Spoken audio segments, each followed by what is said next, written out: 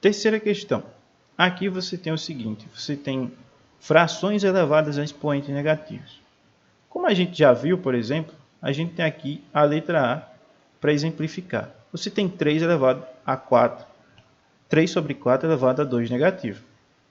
O que é que você faz quando o expoente é negativo? Você inverte as posições, certo? O numerador, que é o que está em cima, vai para baixo, e o denominador, que é o que está embaixo, vai para cima. Veja, fica 4 sobre 3 elevado a 2 positivo.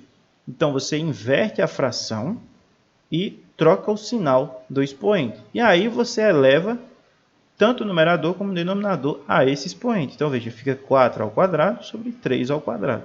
O expoente permanece o mesmo. Veja que se a gente mudar o expoente, ele continua mudando, certo? Os números vão permanecer os mesmos.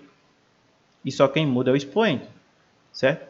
Então, se você tem 3 sobre 4 a menos 10, fica 4 sobre 3 a 10.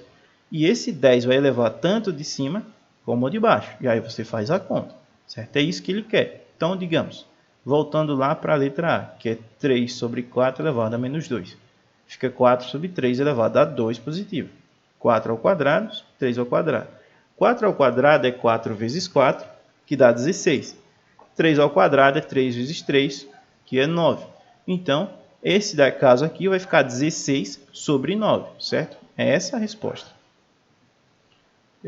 Na letra B, por exemplo, você tem 5 sobre 4 negativo elevado a 3 negativo. Então, se você observar aqui, a gente vai ter 3 negativo, vai ter 5 sobre 4, só que vai ser negativo. Lembrando, o que é que você tem que ter em mente? O sinal de menos que vai aparecer aqui, certo?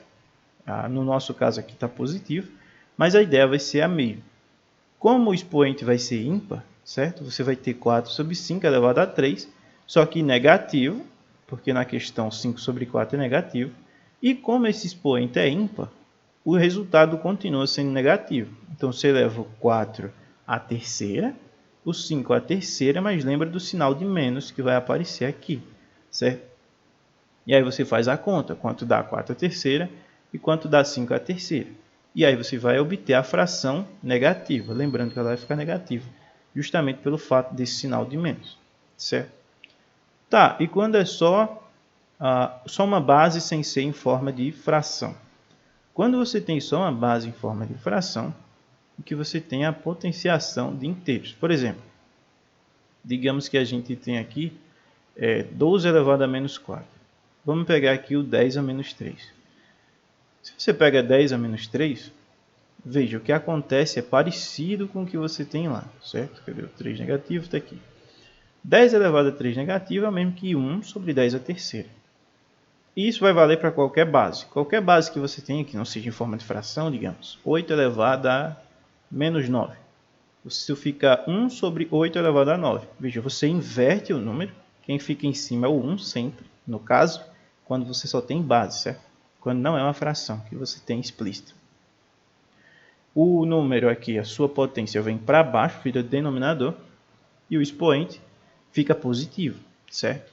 Ou melhor, ele troca de sinal. E, digamos, se aqui fosse 8 a menos 13, fica 1 sobre 8 a 13.